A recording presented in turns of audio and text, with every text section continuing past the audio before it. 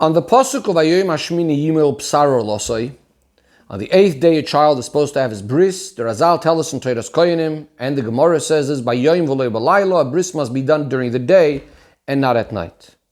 According to this would follow that this is a halacha. This halacha of not having a bris at night is something that only applies and started after Matan Torah. It's a pasuk now in Parshas Tazria, whereas before Matan Torah, when Avraham Avinu was commanded to have the bris, him and his children, etc., at that point, the bris would have been allowed to be done at night. Even according to the second source for this halacha in Masechta Shabbos, that we learn it out from a pasuk that actually does say by Avraham Avinu in Parshas Lech Lecha, Uven Shmoinas Yamim, etc., especially that Tosfos says that the main place we learn it out is actually from that pasuk. However, that would only be true in regards to a bris that's being done in its time on the 8th day, that it would have to be done during the day. However, the fact that a milah that's shaloi bizmana, a bris that's after the 8th day, that it also has to be done during the day, that's definitely learned out from the pasuk of Vayom Hashmini, from the Vav Vayom Hashmini of this week's parsha, as Tosfos explains, and therefore this is definitely something that only applies and started after Matan Torah. So in order to explain this, why is it this difference between before Matan Torah and after Matan Torah and so on? Says the Rebbe, we first need to preface something that the Medrash tells us. That when the Yidden were in Mitzrayim, many of the Yidden didn't accept upon themselves to have a bris. Hashem told them to make the Korban Pesach. When Moshe Rabbeinu makes the Korban Pesach, Hashem caused that the winds from all the directions of the world, the 4 winds, came, attached themselves to Moshe Rabbeinu's Korban Pesach.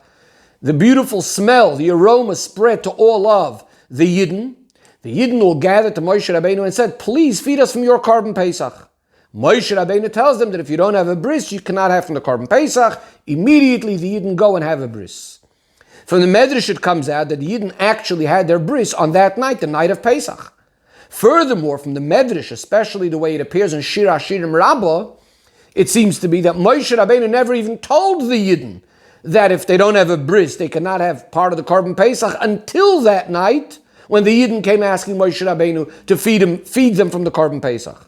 So the Rebbe says it's not understood. Yes, it's true, as we established before, that you were allowed to have a bris at night before Matan Torah. We still need to have clarification, at least b'pnim Yisrael Yonim, since Yidden, many of them, only had the bris, they're not on their own, only because Hashem decreed that the winds should carry the smell of Moshe Rabbeinu's Korban Pesach, and this caused them to want to eat from the Korban Pesach of Moshe Rabbeinu. So the Eibishter surely could have done the same thing or something similar to that before nightfall, so that Moshe Rabbeinu would tell them earlier on this mitzvah of Kol Oreh Lo Yochel Bo, that someone that's uncircumcised cannot have part of the Korban Pesach, and they would have had a bris earlier. So why is it that the Eibishter caused that the bris would have been specifically at night? The Yefei Toyar, that's one of the Mefarshim on the Medrash, wants to say that it's possible that it was before nightfall, and he brings 2 proofs for this. Number 1, that once it's nighttime, it's Yom Tov, and a milah that's not in its time is not doicha, does not push off Yom Tov. And number 2, we don't have a bris at night. However, the Rebbe says we cannot say this, because from the story, the way it's brought in Shir HaShirim Rabbah, it's on the pasuk Ad Shahamelech B'Mesiboy. It's clear that it was at night, because the Medrash says clearly on the words Ad Shahamelech B'Mesiboy that what was happening was Moshe Rabbeinu and the Yidden are reclining, eating from their Korban Pesach in Mitzrayim, and this is when the rest of the Yidden came to them. So eating the Korban Pesach is definitely done at night, on the night of Tezvav Nisan, and not before nightfall. So it must be that it was at night and not during the day. What about the 2 proofs that the Yefei Toyar says that a milah, when it's not in its right time, cannot be on Yom Tov, and that a milah cannot be done at night? So the Rebbe says both of these are not absolute proofs, because number 1, as we said before, the halacha of not having a bris at night when it's shaloi bizmano only came around after Matan Torah. According to some, it would be even a milah bizmana, but definitely a milah shaloi bizmana is definitely only something after Matan Torah. And the same idea, says the Rebbe, in regards to the Isur Malacha on Yom Tov, we don't find that the Yidden should have had an Isur Malacha on the Yom Tov when they were in Mitzrayim. And the Rebbe explains, although the pasuk about not doing Malacha, Vayom Harishon Mikra Kodesh, Vayom Hashvi Mikra Kodesh, Yilachem, on the first day and the 7th day of Pesach as holy days, called Malacha Yosabem, you're not allowed to do work on them. Although this pasuk is a pasuk that says in Parshas Boy, that means at the time when Yidden were in Mitzrayim, However, we have to say that this pasuk is not speaking about the Pesach Mitzrayim, because Pesach Mitzrayim was actually only for one day. It was only one day at that point. And the pasuk is clearly speaking about Bayom HaShvi Mikra Kodesh, about a seventh day. So clearly this is psukim that are speaking about how Pesach is going to be in future generations.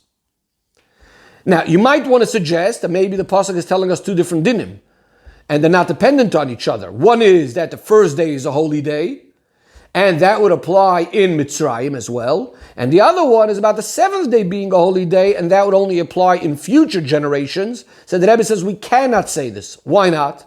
A number of reasons. First of all, the pasuk includes them both together. Kol malacha le'yasa b'hem, don't do work on any of them. That means that the Isur Malacha of the first day and the seventh day are both included in the same command. So we can't start differentiating and saying that one only applied in Mitzrayim and the other one is for future generations. Point number 2.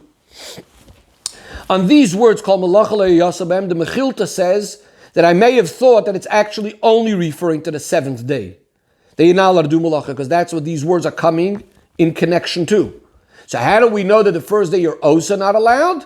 So the Mechilta says because it says by Yom Rishon Mikra Kodesh. In other words, from the Mechilta, what comes out is that the main Isur of Malacha is actually regarding the seventh day, but through the seventh day we end up understanding that the first day is also not allowed to have Malacha. But since in Pesach Mitzrayim we didn't have the main Isur, that means you didn't have the seventh day, so obviously you wouldn't have the first day of Malacha either in Pesach Mitzrayim, because the first day of Malacha again is only coming following from the concept of the seventh day. And finally, the Rebbe says, by Pesach Mitzrayim, you can't even call it Yom HaRishon. We wouldn't be able to say the words Yom HaRishon referring to Pesach Mitzrayim because there was only one day. It would be called Yom Echad. So in other words, what comes out from all of this is that in Pesach Mitzrayim, there wouldn't have been a problem having the bris on that first night, as the Yefei Toyar is trying to say, that you couldn't have it at night, and that's why it must have been by day, because, again, in Pesach Mitzrayim, there was no Isur Malacha at all on Yom Tov, so there shouldn't have been a problem in having the bris on Yom Tov. Says the Rebbe in Seif Daled, even according to the opinion of the Ran, that in Pesach Mitzrayim there was an Isur Malacha, the Rebbe says we could still answer this problem that we had before with the Medrash of how could it be that a Milah Shaloi Bizmana should push off Yom Tov? In other words, if there is Isur Malacha, how could you have the Bris Milah on Yom Tov? So the Rebbe says we can answer it in the following way, but by first prefacing to look carefully at diuk in the lashon of Medrash in the Shira Shirim Rabbah. The pasuk says, "Kula ma'chuzei cherev melumdei mulchama ish charboy al yerechoi." What is this pasuk referring to? So the Medrash says that when Moshe Rabbeinu told the Yidden about having the bris, as we said before, immediately each one took their cherev, each one took their sword, al yereche, that were on their thighs, and they circumcised themselves. So the Rebbe says, looking carefully at the wording over here, we need to understand two things. Number one, why is it relevant to say that they took a cherev, they took a sword? Why does the pasuk have to tell us they took a sword? The main thing seemingly was that they circumcised themselves immediately. Number two, ishchar boy. Each person took their own sword. Why is that relevant, whether it's their sword or they took the sword from someone else?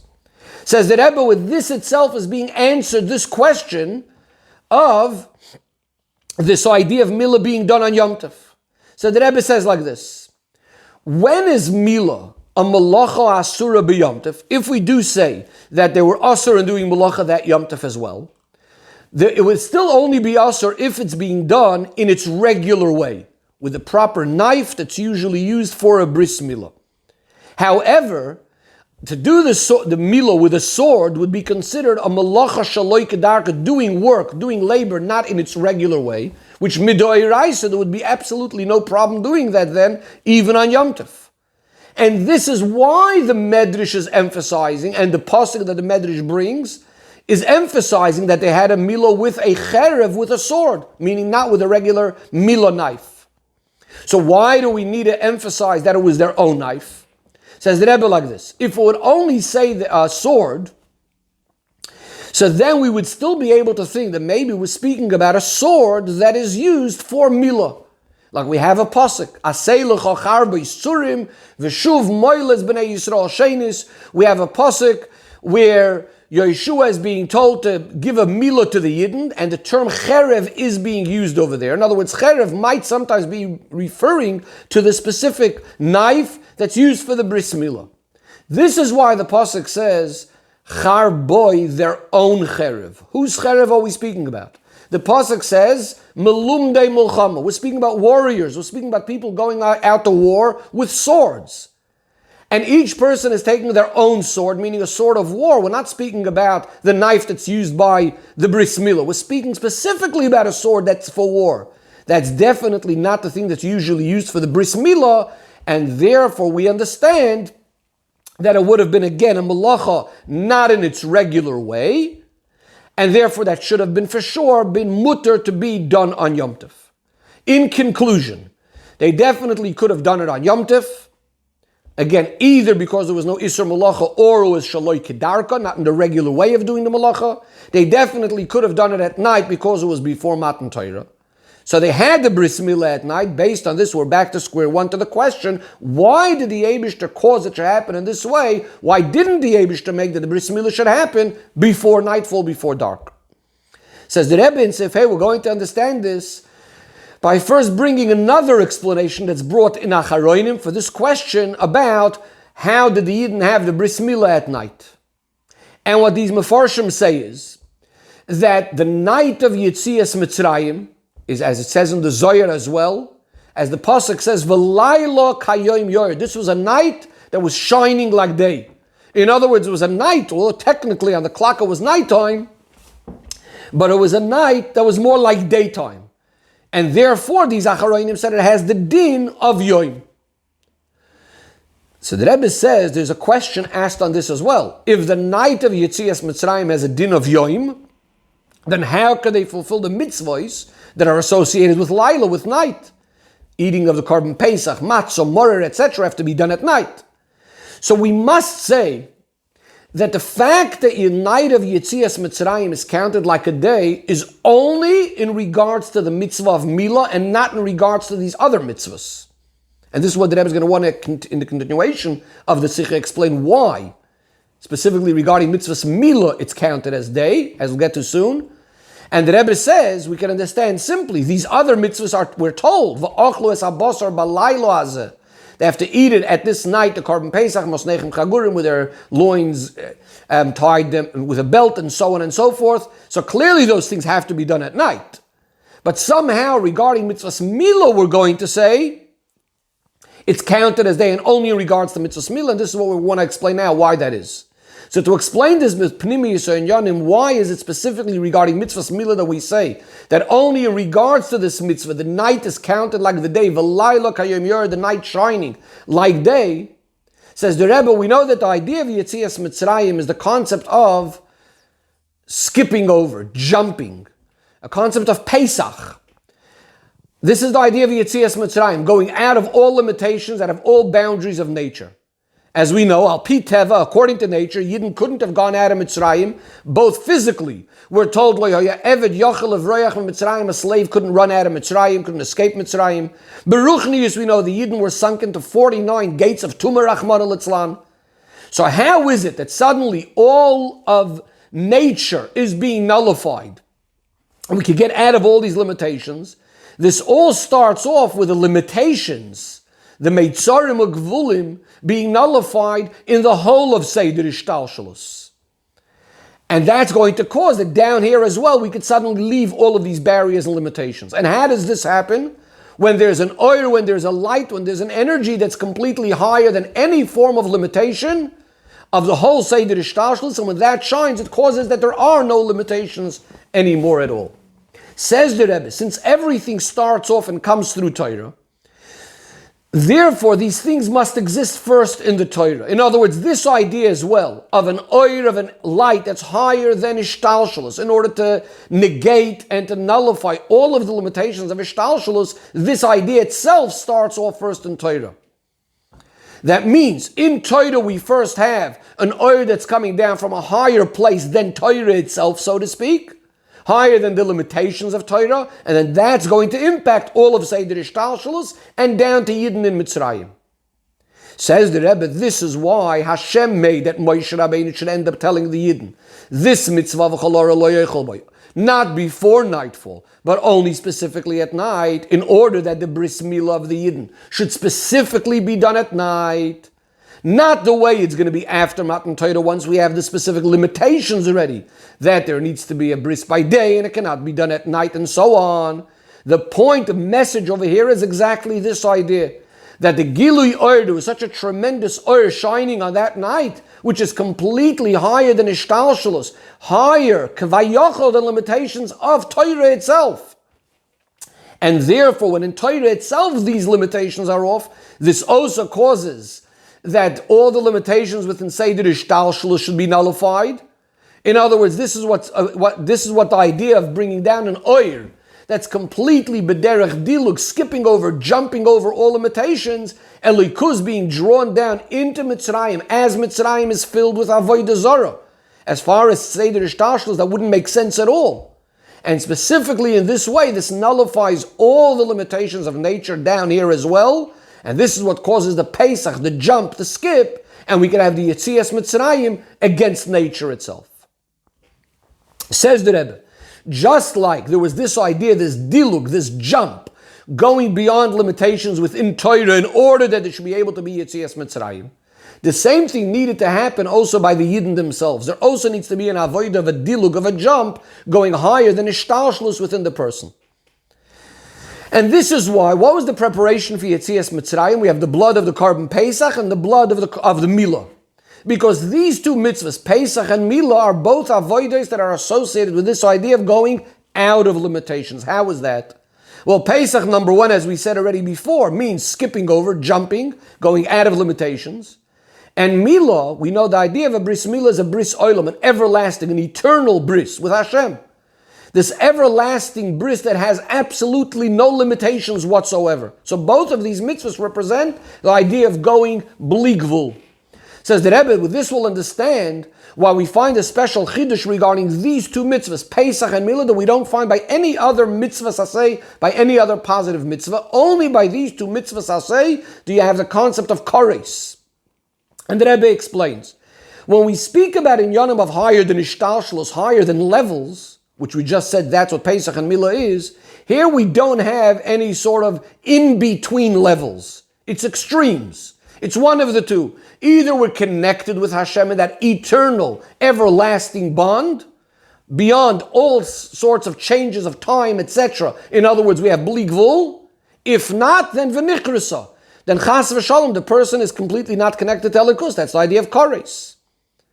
This is similar to the whole idea of Yetzias Mitzrayim. We must leave all limitations, all boundaries, kevayachal, even those limitations of Torah itself. If not, we're stuck in Mitzrayim, a place that's filled with avodah zarah. Says the Rebbe, this is why the gilui of the laila kayom yor, that the night should be considered like the day, shining like the day, has a specific connection to the mitzvah of Milah. Because the idea of a laila kayom yor, this idea that night shines like day, is, when we're speaking about the oir, the light of Hashem, is connected specifically with the laila kayom yor in the avodah of the Yid, which, as we said, that's specifically this avoid of the bris milah, which is that light, that oil that's higher than ishtalshlus. Says the Rebbe, based on all of this, we'll now be able to also understand, going back to the beginning of the Sicha, the difference between mitzvah milah, before Matan Torah and after Matan Torah. The real idea of this skip, this jump, this gap that we have to cross in mitzvah milah was specifically before Matan Torah.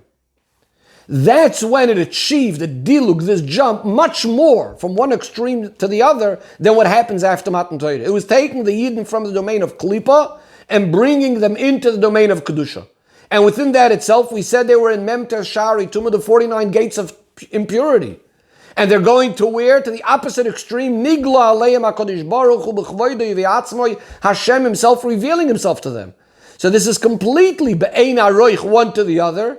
And therefore there's absolutely no limitations, and therefore again there's no difference between Yom V'Layla. So before Matan Torah, when we need to go and give this major skip, we wouldn't make a differentiation between Yom and Layla, because we're speaking about a level that's completely higher than Ishtalshalus.